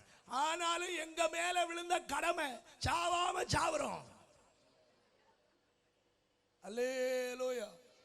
கைகளை உயர்த்தி ஒரு அல்லேலூயா சொல்லுங்க. ஆமா, சபை நடத்துகிற பாசர்மாரை நான் எப்பவுமே மேன்மையா கருதுவேன். ஏன் தெரியுமா? அவியப்படுற பாடு அவியலுக்கு தான் தெரியும். 4 பேருக்கு அவரை பிடிக்கும், 4 பேருக்கு அவரை பிடிக்காது. பிடிக்கவனுக்கும் பிடிக்காதவனுக்கும் ஒன்று போல தான் என்ன செய்யணும்? பிரசங்கம் பண்ணணும். ஆண்டவருக்கு சோத்திரம். சரி போட்டோம். அந்த பக்கத்துக்கு வந்தால் என் பிரசங்கம் டைரக்ஷன் மாறிடும், விட்டுடுறேன். ஒரு அல்லேலூயா சொல்லுங்க பார்க்கலாம். நல்ல ஒரு அல்லேலூயா சொல்லுங்க பார்க்கலாம். அதனால போதும் என்கிற மனதுடனே கூடிய தேவ பக்தியே மிகுந்த ஆதாயம். ஆண்டவருக்கு ஸ்தோத்திரம். அப்படியானால் உலகத்துக்கு ஒரு முடிவு இருக்கிறதினால் இனி வருகிற உலகத்தை நீங்கள் எதிர்நோக்கி வாழுங்கள். கர்த்தர் அந்த உலகத்திலே உங்களுக்கு ஒரு மகிமையான வாழ்க்கையை வைத்திருக்கிறார். எத்தனை பேர் இந்த ராத்திரி வேளை இந்த மைதானத்தில் இருக்கிறதிலே எனக்கு அந்த இனி வரும் உலகத்தில் எனக்கு ஒரு பங்குண்டு சொல்றவங்க சந்தோஷமா கை உயர்த்தி ஒரு அல்லேலூயா. நல்ல இந்த கிரவுண்ட் அதிர்ற மாதிரி ஒரு அல்லேலூயா சொல்லுங்க. ரைட். கர்த்தர் உங்களை ஆசீர்வதிப்பாராக. இரண்டாவது, யாருக்கு முடிவை கர்த்தர் வைத்திருக்கிறார்? சாத்தானுக்கு ஒரு முடிவை ஆண்டவர் வைத்திருக்கிறார். வெளிப்படுத்தல் 20வது அதிகாரம் 10வது வசனம். வெளிப்படுத்தல் 20வது அதிகாரம் அதனுடைய 10வது வசனம். மோசம் போக்கின பிசாசானவன் மிருகமும் கள்ள தீர்க்கதரிசியும் இருக்கின்ற இடமாகிய அக்கினியும் கந்தகமுமான கடலிலே தள்ளப்பட்டான். அவர்கள் இரவும் பகலும் சதா காலங்களிலும் வாதிக்கப்படுவார்கள். அப்போ சாத்தான் இன்னைக்கு ரொம்ப ஃப்ரீயா சுத்துற போல உலகம் எங்கும் சுத்துறான். யோபுவினுடைய புத்தகத்திலே வாசிக்கும் பொழுது ஆண்டவர் கேட்கிறார், சாத்தானே எங்கே இருந்து வருகிறாய், எங்க போகிறாய்? அவன் சொல்லுகிறான், நான் உலகம் எங்கும் என்ன செய்கிறேன், சுற்றி உலாவி வருகிறேன். இந்த உலகத்துல உலகம் சுத்தும் வாலிபன் அவன் மட்டும்தான். ஆனா ஒரு நாள் வருது, உலகம் சுத்தும் வாலிபனுக்கு ஒரு ஒரு டோர்மெண்ட் பிளேஸ் இருக்கிறது. அது எங்கே என்றால் அக்கினி கடல் என்று அழைக்கப்படுகின்ற நரக பாதாளம். ஒரு அல்லேலூயா. நரகத்தை யாருக்காக உண்டாக்கினார்? மனிதனுக்காக அல்ல, சாத்தானை அழிப்பதற்காகவே உண்டாக்கினார். ஆனால் எவன் ஒருவன் சாத்தானை சேவித்து சாத்தானுடைய பிள்ளையாக வாழ்ந்தாலோ அவனோடு கூட சேர்த்து அனுப்பி விடுகிறார். வேதத்தில் வாசிக்கிறோம், பிசாசுக்காகவும் அவன் தூதனுக்காகவும் ஆயத்தம் பண்ணியிருக்கிற நரகத்திலே போங்கள். அந்த நரக அக்கினிக்கு நீ போக கூடாது என்பதற்கு தான் இரட்சகராகிய இயேசு இந்த உலகத்தில் வந்து சிலுவையில் அடிக்கப்பட்டு தன்னுடைய கடைசி சொட்டு இரத்தத்தையும் சிந்தி அந்த இரத்தத்தை விசுவாசிக்கிறவன், அந்த இயேசுவை விசுவாசிக்கிறவன் எவனோ அவன் கெட்டு போகாமல் நித்திய ஜீவனை பெற்றுக் கொள்ளும்படியான பெரிய பாக்கியத்தை இந்த உலகத்திலே உண்டாக்கி வைத்திருக்கிறார். அது பெரிதும் புதிதுமான ஒரு நல்ல மார்க்கம். இந்த மார்க்கத்தை கண்டுகொள்கிறவன் நித்திய ஜீவனுக்கு பங்காளியாக மாறுகிறார். அல்லேலூயா. சாத்தானுக்கு ஒரு துவக்கம் இருந்தது. வேத பகுதிகளை சொல்றேன், எழுதி கொள்ளுங்கள். ஏசாயா 14வது அதிகாரம் 11 முதல் 15 வரை உள்ள வசனங்கள். முதலாவது ஏசாயா 14, வாசிங்க. 14வது அதிகாரம் 11 இருந்து 15 வரைக்கும். உன் ஆடம்பரமும் உன் வாத்தியங்களினுடைய முழக்கமும் தள்ளுண்டு போயிற்று. படுக்கை பூச்சிகளே உன் போர்வை, அதிகாலையின் மகனாகிய விடிவெள்ளியே விழுந்தாயே, ஜாதிகளை ஈனப்படுத்தினவனே வெட்டப்பட்டாயே, வானத்துக்கு ஏறுவே, தேவனுடைய நட்சத்திரங்களுக்கு மேலாக என் சிங்காசனத்தை உயர்த்துவே, ஆராதனை கூடத்தில் வீற்றிருப்பேன் என்றும் மேலாக. சரி, அப்போ இந்த வேத பகுதி எல்லாம் பாத்தீங்கன்னா சாத்தான் எப்படி உருவானான்றது அங்க எழுதப்பட்டிருக்கும். எசேக்கியேல் 28வது அதிகாரம் 12 முதல் 19 வரைக்கும். தீருவின் ராஜாவுக்குள்ள இந்த ஆவி புகுந்த போது தீருவின் ராஜாவை பார்த்து தீர்க்கதரிசியை கொண்டு எசேக்கியேலை கொண்டு சொல்லும் பொழுது அங்கே தெளிவாய் சொல்லுகிறார். வாசிங்க. நீ தீரு ராஜாவை குறித்து புலம்பி அவனை நோக்கி கர்த்தராகிய ஆண்டவர் உரைக்கிறது என்னவென்றால், நீ விசித்திரமாய் செய்யப்பட்ட முத்திரை மோதிரம். சரி, அதனுடைய 19வது வசனம் வரைக்கும் எழுதி கொள்ளுங்கள், வீட்டுல போய் படித்துக் கொள்ளுங்கள். அப்போ நிறைய பேர் கேட்பாங்க, பாஸ்டர் யாராக்கும் பிசாசை உண்டாக்கினது அப்படின்னு கேட்பாங்க. நான் சொல்றேன், ஆண்டவர் பிசாசை உண்டாக்கவே இல்லை. பிசாசு என்கிற வார்த்தைக்கு என்ன அர்த்தம் என்றால் தேவனுக்கு எதிராளியின் அர்த்தம். விளங்குனவங்க ஒரு அல்லேலூயா சொல்லுங்க. சந்தோஷமா ஒரு அல்லேலூயா சொல்லுங்க. அதனாலயாக்கும் பேதுருவை பார்த்து ஒருக்கா சொன்னாரு, எனக்கு பின்னால போ சாத்தானே என்றார். என்ன காரணம் தெரியுமா? தேவனுக்கு பிரியமானதை யோசிக்காம மனிதனுக்கு பிரியமானதை யோசிக்கிறாய் அப்படின்னு தெளிவா சொன்னார். அப்போ சாத்தான் என்பவன் தேவனுக்கு எதிராளி. அப்படியானால் இங்கே வாசிக்கப்பட்ட இந்த வேத பகுதியில் பிசாசை பற்றி சொல்லப்பட்டிருக்கிறது. அது என்ன? அவன் முதலாவது தேவனை ஆராதிப்பதற்காக உண்டாக்கப்பட்ட ஒரு பயங்கரமான தூதர்களுடையதான கூட்டம். புரிந்து கொண்டவங்க ஒரு அல்லேலூயா சொல்லுங்க. அதனால சாத்தானுக்கு சரித்திரத்தை எல்லாம் பைபிள்ல படிச்சா அவன் டபுள் கேம் ஆடுகிறதுல அவன மாதிரி வேறொரு ஆளு இல்லவே இல்ல. அது ஒரு டபுள் கேம் உங்களுக்கு காமிக்கிறேன். என்ன பாருங்க, அந்த டபுள் கேம்ல ஒண்ணு ஆண்டவர் இயேசு கிட்ட வந்து நின்னுட்டு 33வது வயசு அதுல கேக்குறான், நீர் தேவனுடைய குமாரனே, ஆனால் இந்த கல்லுகள் கேக்குறீங்களா? அதாவது இந்த கேள்வியை நீங்க சாதாரணமா புரியப்படாது. இது ஒரு உசுப்பேத்துற கேள்வியாக்கும். என்ன கேள்வி? உசுப்பேத்துற கேள்வி. அதை புரியறதுக்கு உங்களுக்கு ஒரு எக்ஸாம்பிள் சொன்னா புரியும். கை உயர்த்தி ஒரு அல்லேலூயா சொல்லுங்க. பள்ளிக்கூடத்தில் படிச்சிருக்கிறவங்க எல்லாம் ஒரு அல்லேலூயா சொல்லுங்க. பள்ளிக்கூடத்தில் சண்டா ஓட்டிருக்கிறவங்க எல்லாம் ஒரு அல்லேலூயா சொல்லுங்க. ரொம்ப பரிசுத்தவான்கள் இல்ல. ஒவ்வொருத்தருக்கு சரித்திரத்தை கேட்டா தெரியும் அட்டூழியம் என்னெல்லாம் நடத்தி இருக்குன்னு. அதுல பள்ளிக்கூடத்தில் படிக்கும் பொழுது குரூப்பீசங்கள் இருக்கும் பத்தியலா? ஆமா. அதுல இந்த குரூப்பீசத்துல ஒரு வார்த்தை வரும். அதாவது நோண்டி நோண்டி பாப்பானுவன், அடிக்க மாட்டானுங்க. அப்போ இந்த பக்கத்துல நான் சொல்றதை யாரும் தப்பா நினைக்கப்படாது. நம்ம ஊர்ல நடக்கிற வழக்கம் என்ன, அந்த வழக்கத்தை அப்படியே சொல்றேன், தப்பா நினைக்காதுங்க. இந்த ஆப்போசிட் குரூப்ல இருக்கிறவன் அடியை இழுத்து விடணும்னு ஒரு வார்த்தையை பயன்படுத்துவான். நீ ஒரு அப்பனுக்கு பிறந்திருந்தா அவனை தொட்டு பாருல. அதுக்கு ஒரு என்ன நடக்கும்? என்ன நடக்கும்? அடி நடக்கும். ஏன்னா அது வரைக்கும் சும்மா இருந்தவனை கிண்டி விட்ட வார்த்தை என்னது? நீ ஒரு அப்பனுக்கு பிறந்திருந்தா இவனுக்கு ரத்தம் அப்ப எவ்வளவு ஸ்பீடில் ஓடம்னு தெரியாது. சாடி விழுந்து அடி தகர்க்கிறதாக்கும். இப்ப சொல்லுங்க, நீர் தேவனுடைய. நம்மளா இருந்தா அட சாத்தானே என்ன தேவகுமாரனா நான் கேட்கிறேன் இப்ப பாரு அப்படின்னு என்ன செஞ்சிருவோம்? இந்த கல்லுகள் அப்பமாகட்டும். அங்கேயாக்கும் நம்ம எல்லாரும் கவனிக்கணும். சாத்தான் டெம்ப்ட் பண்ணுகிறது போல அவர் நடக்கல, அந்த இடத்துல வசனத்தை பயன்படுத்தினார். ஒரு அல்லேலூயா சொல்லுங்க பார்க்கலாம். நல்ல ஒரு அல்லேலூயா சொல்லுங்க பார்க்கலாம். அப்போ அவரை பார்த்து நீர் தேவனுடைய குமாரனா அப்படின்னு கேட்டவன் கொஞ்ச நாளைக்கு பிறகு தேவாலயத்துக்குள்ள வந்து நின்னுட்டு ஒருத்தனுக்கு உள்ள இருந்துட்டு சத்தம் போட்டு சொல்லுகிறான், உம்மை இன்னார் என்று அறிவேன், நீர் தேவனுடைய குமாரன். ஒரு அல்லேலூயா சொல்லுங்க. இதாக்கா அவனுக்கு புத்தி கட்டிடா. முன்னாலையும் பின்னாலையும் பேசிவிட்டு நம்மளை நாசமாக்குறது அவனுக்கு வேலை. அதனால அவன் தந்திரங்களை எல்லாம் நாம் அறிந்து கொள்ள வேண்டியது அவசியமா இருக்கிறது. சரி போகட்டும். அப்ப கவனிங்க, அவனுக்கு ஒரு துவக்கம் இருந்தது. அவன் தேவனுக்கு விரோதமாய் எழும்பினான், தேவனுக்கு விரோதமாய் செயல்பட்டான். அதனால தான் அவன் சொல்றான், நான் எங்க இருந்தவன் தெரியும், அங்க இருந்து நான் உங்களை பார்த்திருக்கிறேன். பிதாவின் மடியில நீர் செல்ல பிள்ளையா இருந்ததே நான் அங்கே வைத்தே பார்த்தவன். ஆகவே சொல்லுகிறேன், உம்மை இன்னார் என்று நான் அறிவேன். அல்லேலூயா, அல்லேலூயா. இந்த அறிவு எங்க இருந்து வந்தது இவனுக்கு? அங்க ஆராதனை கூடத்துல கர்த்தருக்கு ஆராதனை செய்யும் நேரத்துல ஒரு காலத்துல இவருக்கு ஆராதனை நடத்தினவனாக்கும் இந்த பேய்.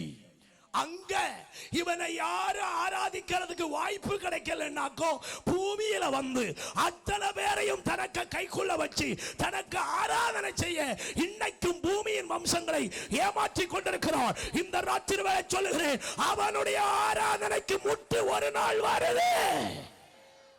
ஒரு நாள் வரும், அந்த நாளிலே எல்லா முழங்கால்களும் அடங்கத்தான் போகிறது, எல்லா நாவுகளும் அறிக்கையில தான் போகிறது, ஆண்டவர் இயேசுவே தேவன் என்று. கை உயர்த்தி ஒரு அல்லேலூயா சொல்லுங்க. சாத்தானுக்கு பைபிள்ல 3 பேர் சொல்லப்பட்டிருக்கு. வெளிப்படுத்தல் 12வது அதிகாரம் 9வது வசனம், 20வது அதிகாரம் 2வது வசனம். வெளிப்படுத்தல் 12:9, 22. உலகம் அனைத்தையும் மோசம் போக்குகிற பிசாசு என்னும் சாத்தான் என்றும் சொல்லப்பட்ட பழைய பாம்பாகிய பெரிய வலு சர்ப்பத்தை பிடித்து. சரி 22 வாசிங்க. 22. பிசாசு என்றும் சாத்தான் என்றும் சொல்லப்பட்ட பழைய பாம்பாகிய வலு சர்ப்பத்தை அவன் பிடித்து அதை 1000 வருஷம் அளவும் கட்டி வைத்து நிறைவேறும் வரைக்கும் ஜனங்களை மோசம் போக்காதபடிக்கு அதை பாதாளத்தில் தள்ளி அடைத்து அதன் மேல் முத்திரை போட்டான். ஒரு அல்லேலூயா சொல்லுங்க. இந்த 1000 வருஷ அரசாட்சியில சாத்தானை பிடிச்ச ஆண்டவர் பாதாளத்தில் போடுறார். ஒரு தூதனுக்கு கையில அதிகாரத்தை கொடுத்து கவனிங்க. அப்பமாக்கும் பைபிள்ல சொல்லி இருக்கிற ஒரு வசனம் நிறைவேறும். என்னன்னா, விக்கிரகங்கள் கட்டோடு ஒளிந்து போகும், நாவு யாவும் கர்த்தர் என்று அவரை அறிக்கை செய்யும் என்று சொல்லப்பட்டிருக்கிற தீர்க்க தரிசனங்கள் நிறைவேறுகிற காலம் அந்த 1000 வருஷ அரசாட்சியிலையாக்கும். ஒரு அல்லேலூயா சொல்லுங்க. பேய் பிடிக்கப்பட்டதோட பேய்க்கு ஆராதனை உலகத்தை விட்டு ஓடிட்டு, பேய் பிடிக்கப்பட்டதோட நாய்க்கு சுபாவம் மாறிடுது, சிங்கத்துக்கு சுபாவம் மாறிடுது, புலிக்கு சுபாவம் மாறிடுது, கரடிக்கு சுபாவம் மாறிடுது. அப்படின்னா இவன் மனுஷனை மட்டுமல்ல சர்வ சிருஷ்டிகளையும் அவன் பாடாப்படுத்துறான். ஒரு அல்லேலூயா சொல்லுங்க. இப்ப நம்ம ஒரு நாய்க்கும் ஒரு தீமையும் செஞ்சிருக்க மாட்டோம். ரோட்ல போனா நம்மள போக விடுதா, நம்மள கண்டாலே அதுக்கு ஆவாது. அதுலயே கொஞ்சம் அழுத்தி சொல்றேன், வெள்ளையும் போட்டிருந்தா நாய்க்கு வேறு இளவீரம். ஒரு அல்லேலூயா சொல்லுங்க. ஆண்டவருக்கு சோத்திரம். அதுவே அடையாளம். அதுக்குள்ள என்ன இருக்கு? பேய் இருக்குதுன்னு அர்த்தம். ஒரு அல்லேலூயா சொல்லுங்க பார்க்கலாம். சந்தோஷமா. ஆனா இயேசு கிறிஸ்துவினுடைய 1000 வருஷ அரசாட்சியில நாயும் ஒண்ணும் செய்யாது, அதாவது பாம்பு கூட ஒண்ணும் செய்யாதா. ஒரு சின்ன பையன் விரியன் பாம்பு புற்றுல கை போடுவானா, அது ஒண்ணுமே செய்யாதா. என் பரிசுத்த பூமி எங்கும் தீங்கு செய்வார் ஒருவரும் இல்லை என்று கர்த்தருடைய வேதத்தில் வாசிக்கிறோம். அல்லேலூயா. அப்ப நல்லா கவனிக்கணும் பிரியமானவர்களே. அப்ப சாத்தானுக்கு ஒரு முடிவை கர்த்தர் வைத்திருக்கிறார். அந்த முடிவு அவனுக்கு தெரிந்திருக்கிறது. மத்தேயு 8வது அதிகாரம் 29வது வசனத்திலே சாத்தானே ஆண்டவரிடத்தில் ஒரு கேள்வி கேட்கிறான். அந்த கேள்வியை வாசியுங்கள். மத்தேயு 8:29. அவர்கள் அவரை நோக்கி, இயேசுவே தேவனுடைய குமாரனே, எங்களுக்கும் உமக்கும் என்ன காலம் வரும் முன்னே. போதும். எப்படி கேட்கிறான்? காலம் வரும் முன்னே. அப்ப அவனுக்கு நல்லா தெரியும் ஒரு காலம் கட்டாயம் வருது, நம்ம சோலி முடிய போகுதுன்னு அவனுக்கு நல்லாவே தெரியும். ஆனபடினால அவனுக்கு கொஞ்சம் காலம் உண்டுன்னு இந்த கடைசி நாட்களில் உலகத்தை மோசம் போக்கி கொண்டே இருக்கிறார். இந்த ராத்திரி வேளையிலும் அவனால் மோசம் போக்கப்பட்டு கொண்டிருக்கிற சகோதரா சகோதரி, இந்த அன்பான தேசமே உன்னை இந்த ராத்திரி வேளை ரட்சிப்பதற்கு ஒரு கை ஆவலோடு காத்து கொண்டிருக்கிறது. அது நான் பிரசங்கிக்கிற ஆண்டவர் இயேசுவினுடையதான கை. அல்லேலூயா. மூன்றாவது முடிவு, பாவத்திற்கு முடிவு. ஆண்டவருக்கு மகிமை. எசேக்கியேலின் தீர்க்க தரிசன புத்தகம் 21வது அதிகாரம் 25, 29 வசனங்கள். எசேக்கியேல் 21, 25, 29 வசனங்கள். இஸ்ரவேலை ஆளுகிற அவபக்தியுள்ள துன்மார்க்க அதிபதியே, அக்கிரமத்துக்கு முடிவு வரும் காலத்தில், அக்கிரமத்துக்கு முடிவு வரும் காலத்தில் உன் நாள் வந்தது. அக்கிரமத்துக்கு முடிவு வரும் காலத்தில் வந்த தங்களுடைய நாளுக்கு ஏதுவாகி கொலையுண்டு போனவர்களுடைய பிடரிகளோட கூட உன்னை துன்மார்க்கரின் கையினால் விலப்பண்ணபடிக்கு உனக்கு அபத்தமானது தரிசிக்கப்படுகிற போதும். சரி, போதும். ஒரு அல்லேலூயா சொல்லுங்க பார்க்கலாம். அப்போ அக்கிரமத்துக்கு ஒரு முடிவு வருகிறது, பாவத்துக்கு ஒரு முடிவு வருகிறது. பாவத்துக்கு காரணவாதி யார்? பிசாசு. பாவத்துக்கு காரணவாதியாக இருக்கிற அந்த பிசாசினுடைய எல்லா கிரியைகளையும் ஆண்டவர் எப்பொழுது அக்கினி கடல்ல தள்ளுகிறாரோ அதோடு கூட பாவத்துக்கும் அக்கிரமத்துக்கும் இருக்கிற எல்லா காரியமும் முடிந்து போய்விடுகிறது. ரோமருக்கு எழுதின நிருபம் 5வது அதிகாரம் 18வது வசனம், 19வது வசனம், 12வது வசனம் ஆகிய வசனங்களை நீங்க படித்தா பாவத்தினுடைய துவக்கம் எப்படி வந்தது என்பது வேதம் சொல்லுகிற ஒரு உண்மை. வாசிக்க கேட்போம். இப்படியாக ஒரே மனுஷனாலே பாவமும் பாவத்தினாலே மரணமும் உலகத்திலே பிரவேசித்தது போலவும் எல்லா மனுஷரும் பாவம்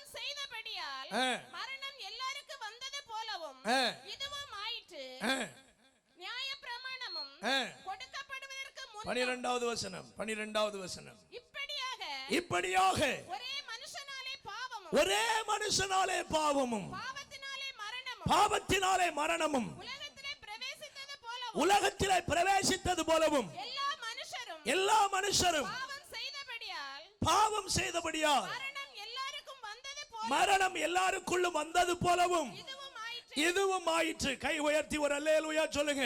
அப்ப பாவத்துக்கு ஒரு துவக்கம் இருந்தது, அது சாத்தானுடைய வஞ்சனையினாலே. அப்படியே பாவத்துக்கு ஒரு முடிவையும் கர்த்தர் உண்டு பண்ண போகிறார். இனி வருகிற உலகத்திலே பாவம் என்கிற ஒன்று பிரவேசிப்பது இல்லை, அதிலே பரிசுத்தவான்கள் மட்டுமே வாழுகிறவர்களாய் இருக்கிறார்கள். ஒரு அல்லேலூயா சொல்லலாமா? நான்காவது, நேரம் வேகமாய் ஓடுகிறதினால் குறிப்பாய் சின்ன சின்ன விஷயமாக மட்டும் சொல்லுகிறேன். நான்காவது, சாபத்துக்கு ஒரு முடிவை கர்த்தர் உண்டு பண்ணுகிறார். வெளிப்படுத்தின விசேஷம் 22வது அதிகாரம் அதனுடைய 3வது வசனத்தை வாசிங்கள். வெளிப்படுத்தல் 22 அதனுடைய 3வது வசனம். இனி ஒரு சாபமும் இராது. போதும், இனி ஒரு சாபமும் இராது. உலகத்திலே இன்றைக்கு மனிதன் பலவிதமான சாபங்களை சுமந்து திரிகிறார். மனிதனுக்குள்ளே பலவிதமான சாப கிரியைகள் செயல்பட்டுக் கொண்டிருக்கின்றன. ஆனால் இனி வருகின்ற ஒரு உலகம் இருக்கிறதே, அந்த உலகம் வரும் பொழுது இப்பொழுது நாம் அனுபவிக்கிற எல்லா சாபங்களையும் கர்த்தர் பரிகரித்து சாபம் இல்லாத ஒரு வாழ்க்கையை கர்த்தர் நமக்கு பரலோகத்தில் வைத்திருக்கிறார். ஒரு அல்லேலூயா சொல்லுங்க. சாபத்தின் துவக்கம் என்ன? ஆதியாகமம் 3வது அதிகாரம் 14வது வசனம் வாசிக்க கேட்போம். ஆதியாகமம் 3:14. அப்பொழுது தேவனாகிய கர்த்தர் சர்ப்பத்தை பார்த்து, நீ இதை செய்தபடியால் சகல நாட்டு மிருகங்களிலும் சகல காட்டு மிருகங்களிலும் சபிக்கப்பட்டிருப்பாய். போதும் போதும். 17வது வசனம் 17வது வசனம். பின்பு அவர் ஆதாமை நோக்கி, நீ உன் மனைவியின் வார்த்தைக்கு செவி கொடுத்து செய்ய புசிக்க வேண்டாம் என்று நான் உனக்கு விலக்கின விருட்சத்தினுடைய கனியை புசித்தபடியினாலே பூமி உன் நிமித்தம் சபிக்கப்பட்டிருக்கும். 4வது அதிகாரம் 11வது வசனம். இப்பொழுது உன் சகோதரனுடைய இரத்தத்தை உன் கையிலே வாங்கிக் கொள்ள தன் வாயை திறந்த இந்த பூமியிலே நீ சபிக்கப்பட்டிருப்பாய். ஒரு அல்லேலூயா சொல்லலாமா? பூமியிலே சாபம் வர காரணம் என்ன? மனிதர்கள் சாத்தானுடைய சத்தத்துக்கு தங்கள் செவியை சாய்த்து அதற்கு தங்களை ஒப்பு கொடுத்ததினால் அவன் ஆதி முதலே மனுஷ கொலைபாதகன். அவன் வெறுமையாய் பாவம் செய்ய மட்டுமல்ல, அவன் மனிதர்களை கொலை செய்கிற தூண்டுகிற ஒரு பொல்லாதவன். இன்றைக்கும் கொலை வரியின் ஆவி பிடித்தவர்கள் தேசத்திலே சுற்றித் திரிகிறார்கள். பணத்துக்காக கொலை, பதவிக்காக கொலை, எதற்கெல்லாம் கொலை செய்ய வேண்டுமோ சர்வ சாதாரணமாய் ஒரு கோழியை வெட்டுகிறது போல மனுஷனை வெட்டுகிறான். அது பெரிய சாபம். இது சாபத்தினுடைய துவக்கம். ஆனா நியாயப்பிரமாண புத்தகத்தில் வந்தா சாபத்துக்கு ஒரு பெரிய பட்டியலே இருக்குது. ஒரு அல்லேலூயா சொல்லுங்க.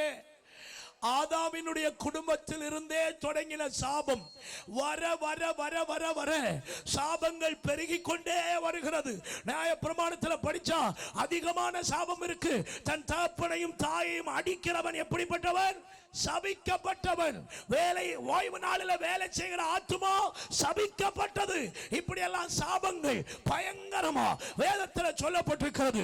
எனக்கு அன்பான தேவனுடைய பிள்ளைகளே, இந்த நல்ல ராத்திரி வேளை புரிந்து கொள்ளணும். ஒரு நாள் வருது, ஒரு காலம் வருது, இந்த சாபத்தை எல்லாம் கர்த்தர் இந்த பூலோகத்தை விட்டு மாற்றி நம்மை சாபம் இல்லாத ஒரு வாழ்வுக்கு நேராக நம்மை அழைத்துக் கொள்ளுகிறதற்கு விரும்புகிறார். ஒரு அல்லேலூயா சொல்லுங்க. நமக்கு சாபம் இருக்குதா இல்லையா?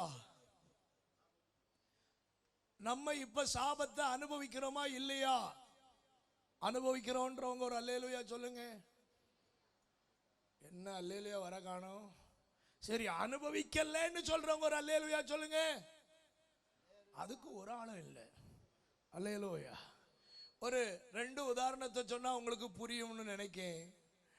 எங்களை பார்க்கிறீங்களா? முதல்ல என்ன பாருங்க, நான் பிரசங்கம் பண்ணினாலும் என் பாடி இப்ப என்ன செய்யுது? சொல்லுங்க, வேர்க்குது. பாவம் செய்யறதுக்கு முன்னால வேர்வை மனிதனுக்கு கிடையாது. பாவம் செஞ்ச பிறகு புருஷனுக்கு போட்ட ஒரு பெரிய சாபமாக்கம், வேர்வையோட என்ன புசிப்பாய், ஆகாரம் புசிப்பாய். ஒரு மனுஷனுக்கு சரீரத்துல வேர்வை வருதுன்னா புரிஞ்சுக்கிடணும், இந்த சரீரத்துல என்ன இருக்கு, சாபம் இருக்குன்னு அர்த்தம். சகோதரிமாருக்கு ஒரு பெரிய சாபம் போட்டாரு, வேதனையோடு என்ன பெறுவாய், பிள்ளை பெறுவாய். ஒரு ஆச்சரியமான உண்மை. இப்போ மெடிக்கல் ஃபீல்ட்ல கொஞ்சம் அட்வான்டேஜஸ் எல்லாம் வந்த உடனே அந்த வலி வராம தள்ளிடலான்னு நினைக்கிறாங்க. ஒண்ணு இல்ல, ஒரு சின்ன வித்தியாசம் தான். முன்னால எல்லாம் வலி வந்த பிறகு பிள்ளை பிறக்கும், இப்ப பிள்ளை பிறந்த பிறகு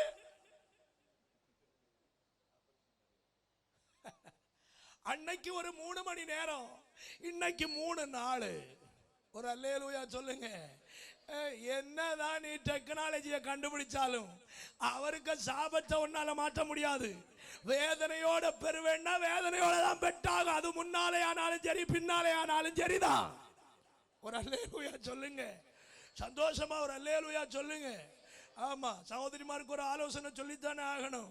முன்னால வர்ற வலியோட பிள்ளை பெற்றா கொஞ்ச காலம் நிம்மதியா வாழுவேன், ஆண்டவருக்கு ஸ்தோத்திரம். பின்னால வலி வர்றதுக்கு இன்ஜெக்ஷன் போட்டு ஆபரேஷன் பண்ணன 25 வயசுக்கு வரை குனியதுக்கும் கஷ்டப்படுவேன். ஒரு அல்லேலூயா சொல்லுங்க. நல்ல ஒரு அல்லேலூயா. ஒரு பக்கம் அட்வான்டேஜ், இன்னொரு பக்கம் பயங்கரமான டிஸ்அட்வான்டேஜஸ். கவனிக்கணும். ஆண்டவருக்கு ஸ்தோத்திரம். அப்போ அந்த சாபம் இருக்கத்தான் செய்து.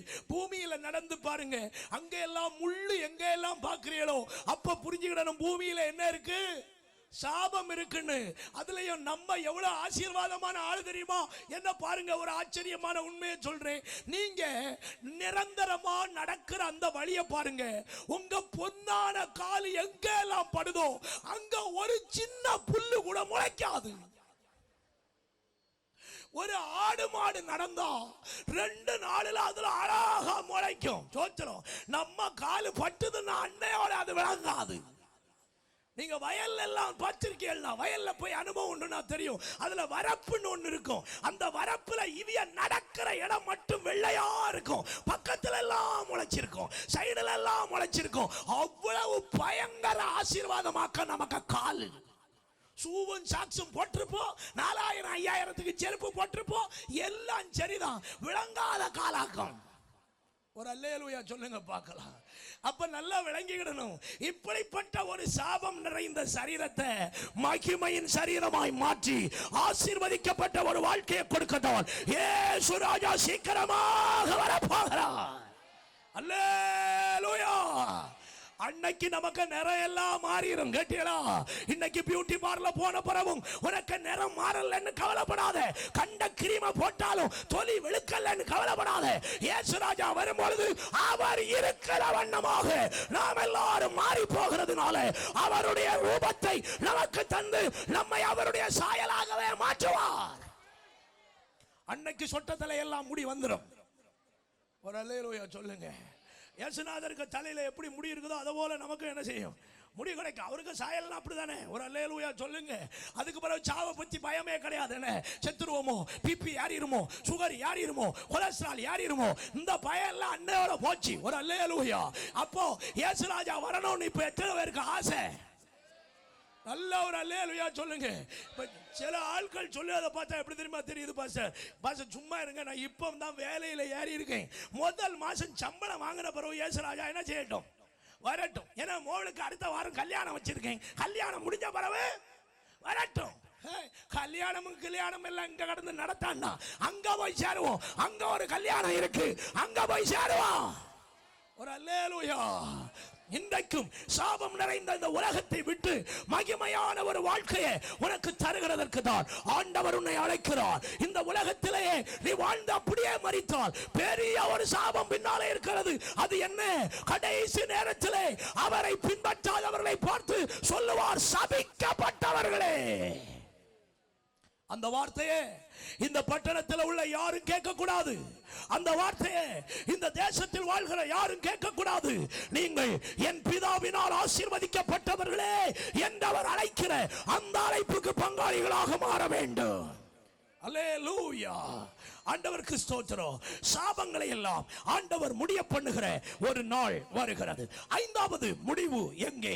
ரட்சிப்புக்கு ஒரு முடிவை கர்த்தர் உண்டு பண்ணி வைத்திருக்கிறார். லூக்கா சுவிசேஷம் 13வது அதிகாரம் 23 முதல் 28 வரை உள்ள வசனங்கள். லூக்கா 13:23 முதல் 28 வரை உள்ள வசனங்கள். அப்பொழுது ஒருவன் ஆண்டவரே, ரட்சிக்கப்படுகிறவர்கள் சில பேர் தானோ என்று கேட்டார். அதற்கு அவர் இடுக்கமான வாசல் வழியாய் உட்பிரவேசிக்க பிரயாசப்படுங்கள். அநேகர் உட்பிரவேசிக்க வகை தேடினாலும் அவர்களாலே கூடாமல் போகும் என்று உங்களுக்கு சொல்லுகிறேன்.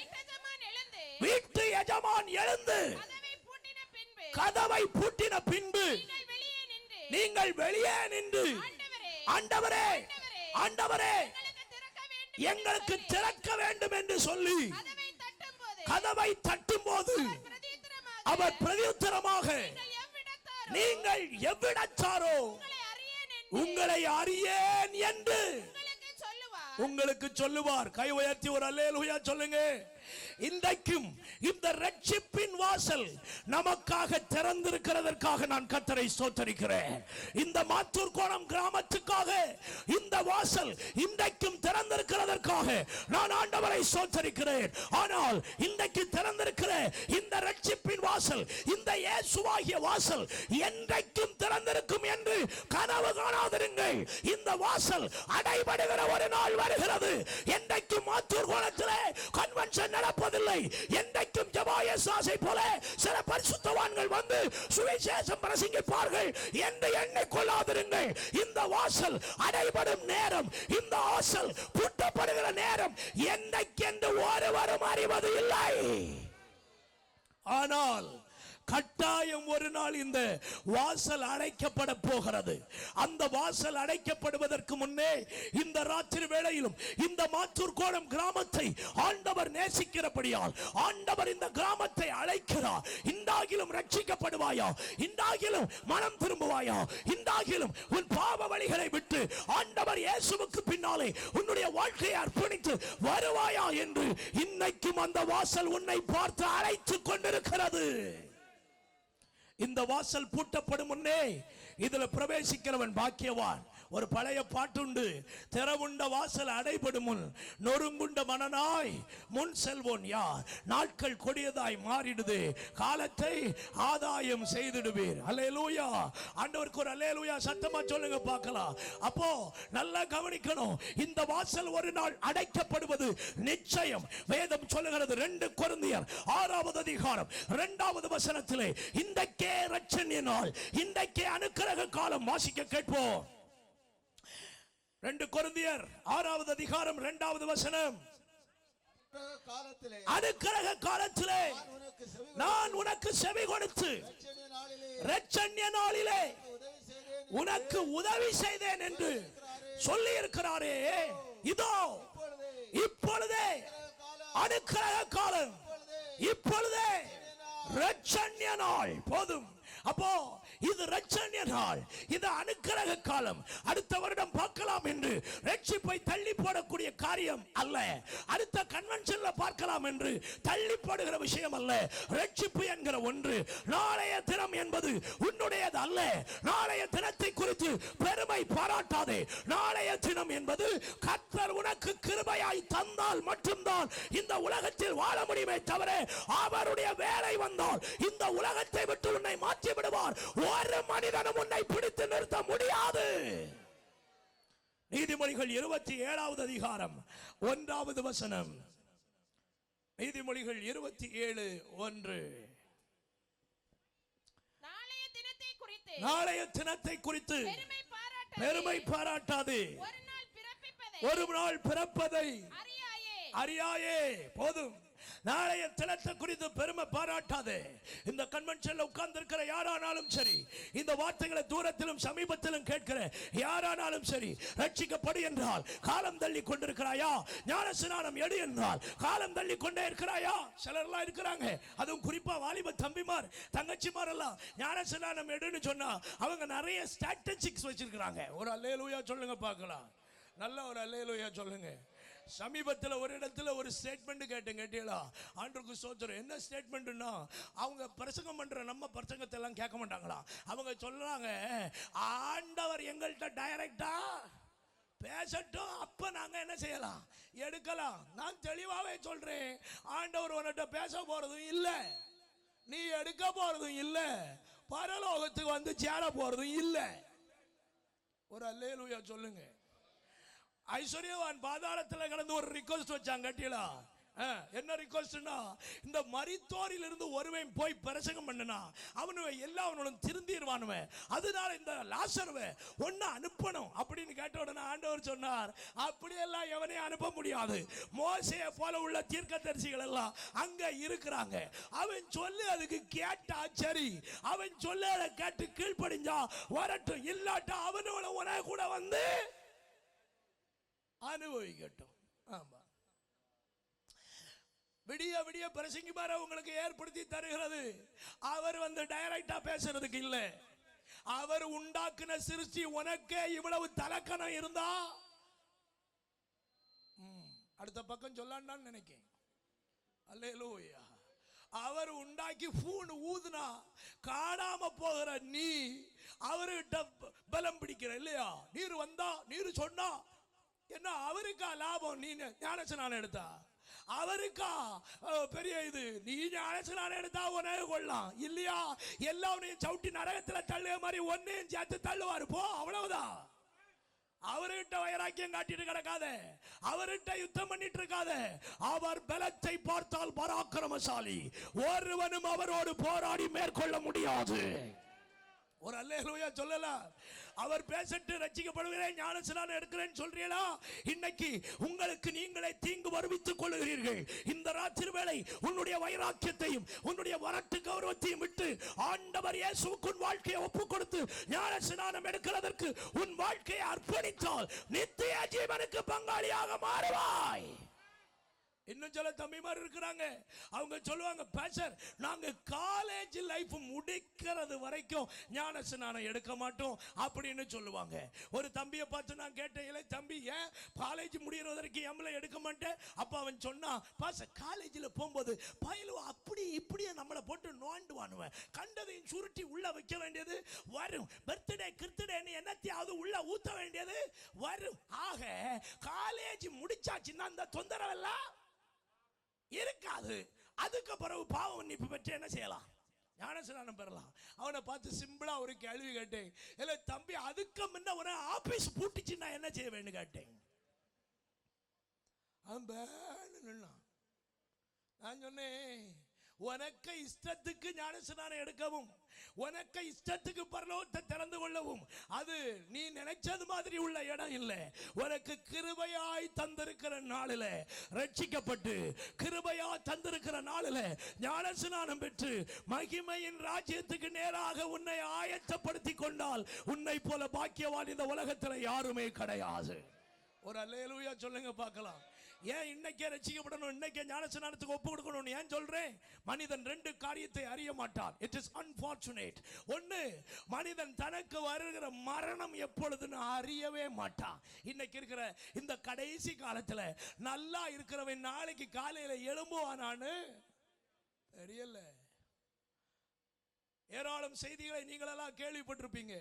பஸ்ல டிராவல் பண்ணி உட்கார்ந்து தூங்கின ஒருத்தன் காலையில எல்லாரும் இறங்கின பிறகு அவன் எழும்பல்ல, கண்டக்டர் போய் அவனை தட்டி எழுப்புனா அவன் பரவும் போய் சேர்ந்து பல மணி நேரம் ஆச்சு. கட்டியடா மனுஷன் அப்படியாக்க இருக்கிறான் இந்த கடைசி காலத்துல. என்ன நம்ம தின்னதெல்லாம் அப்படி பீஸா பர்கரு என்னெல்லாம் உண்டோ இதுதான் உள்ள போகும். ஒருத்தனுக்கும் சாப்பாடு இப்ப போவாது. ஆண்டவருக்கு தோத்திரம். சரி, அது போட்டோம். ஒரு அல்லேலூயா சொல்லுங்க பார்க்கலாம். அதனால எப்பமானாலும் சரி மரணம் சந்தித்தால் நம்ம அத்தனை பேரும் பரலோக ராஜ்யத்துல போய் சேரணும். அதாக்கு நமக்கு ரொம்ப முக்கியம். இரண்டாவது, ஒருவேளை ஆரோக்கியமாய் உயிரோடையே வாழ்ந்தாலும் இயேசு ராஜா இந்த உலகத்தில் தம்முடைய சபையை சேர்க்க வருகிற நேரத்தில் அவரோடு கூட எடுத்துக் கொள்ளப்படுகிறதற்கு தகுதி உள்ளவராக இருக்க வேண்டும். ஒரு அல்லேலூயா. இந்த ரெண்டு பாக்கியத்தையும் ஒரு மனிதன் தன் வாழ்க்கையில பெற்றான் என்றால், அவரோடு எடுத்துக் கொள்ளப்படுகிற கிருபை கிடைத்ததென்றால் அவன் தான் பாக்கியவானாய் இருக்கிறான். அன்பு சகோதரா, அன்பு சகோதரி, இன்றைக்கே நீ மனம் திரும்ப வேண்டியது அவசியம். 1 தீமோத்தேயு 2:4 வாசிக்கிறோம். எல்லா மனிதனும் ரட்சிக்கப்பட வேண்டும் என்பது தேவனுடைய நோக்கமாய் இருக்கிறது. 2 பேதுரு 3:9 வாசிக்கிறோம். எல்லா மனிதனும் மனம் திரும்பும்படியாக அவர் நீடிய பொறுமையோடு காத்திருக்கிறார். எல்லா மனிதனும் மனம் திரும்ப வேண்டும் என்று பூலோகம் உள்ள எல்லா ஜாதிகளுக்கும் அறிவிக்கிறார். அப்போஸ்தலர் 17:30 அப்படி சொல்லுகிறார். அப்படியே இந்த ராத்திரி வேளையிலும் இந்த மாத்தூர்கோணம் பட்டணத்தை பார்த்து அன்றைக்கு எருசலேமுக்கு நேராய் கண்ணீர் வடித்து சொன்னது போல லூக்கா 19:41 41 வரைக்கும் நீங்கள் படித்தால் ஆண்டவர் எருசலேமை பார்த்து கண்ணீர் விட்டார். எருசலேமே, எருசலேமே, உனக்கு கிடைத்த இந்த நாளிலாகிலும் உன் சமாதானத்துக்கு ஏற்றவைகளை நீ அறிந்திருந்தால் நலமாயிருக்கும்.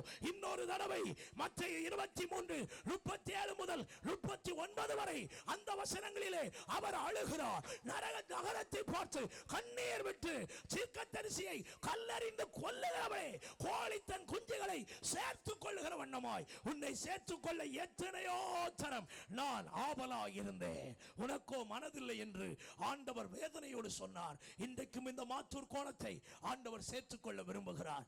இன்றைக்கும் இந்த மாத்தூர் கோணத்தில் வாழ்கிற மக்களை அவர் ரட்சிக்க வேண்டும் என்று விரும்புகிறார். இன்று உன் இருதயத்தை ஒப்புக் கொடுப்பாயா? இன்று உன் வாழ்க்கையை கர்த்தருக்கு ஒப்புக் கொடுப்பாயா?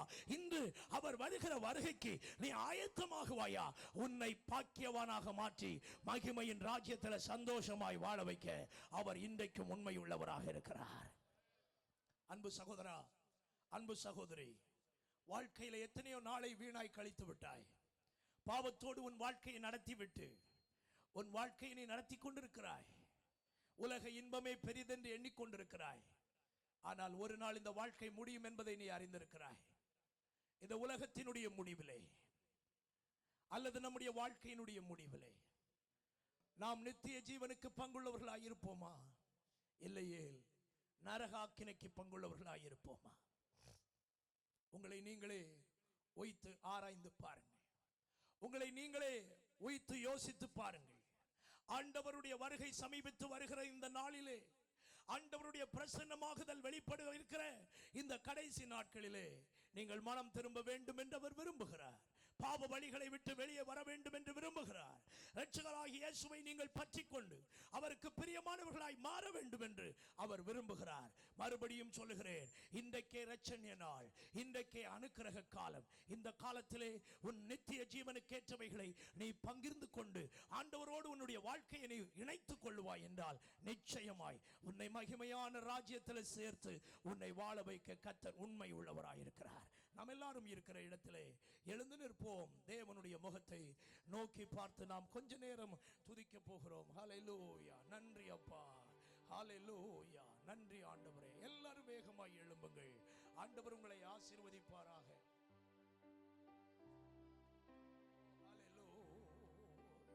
எல்லாரும் எழுந்து நிற்போம். எல்லாரும் எழுந்து நிற்போம். ஹல்லேலூயா, ஹல்லேலூயா, ஹல்லேலூயா, ஹல்லேலூயா. நல்ல எழும்பி நின்று கரங்களை உயர்த்தி கண்களை மூடி கர்த்தருடைய முகத்தை நோக்கி பார்த்து ஆண்டவரை நோக்கி கூப்பிடுங்கள். எங்கேயாகிலும் வாழ்க்கையில குறைவுகள் குற்றங்கள் இருந்தால் இன்றைக்கு இந்த நல்ல ராத்திரி வேளை உங்களை ஒருமுகப்படுத்தும்படி கர்த்தரை நோக்கி கூப்பிடுங்கள். கண்களை மூடிக்கொள்ளுங்கள். சத்தம் உயர்த்தி கூப்பிடுங்கள். இதுவரைக்கும் ஞானஸ்நானத்துக்கு அர்ப்பணிக்கலையா? இன்றைக்கு இந்த இரவு கூட்டத்திலேயே ஞானஸ்நானத்துக்கு உன்னை அர்ப்பணி. ஆண்டவருடைய ராஜ்யத்துக்கு பங்காளியாய் மாறு. இயேசுவின் வருகை சமீபமாகிறது. ஹல்லேலூயா, ஹல்லேலூயா, ஹல்லேலூயா. நல்ல வாய்களை திறந்து ஹல்லேலூயா.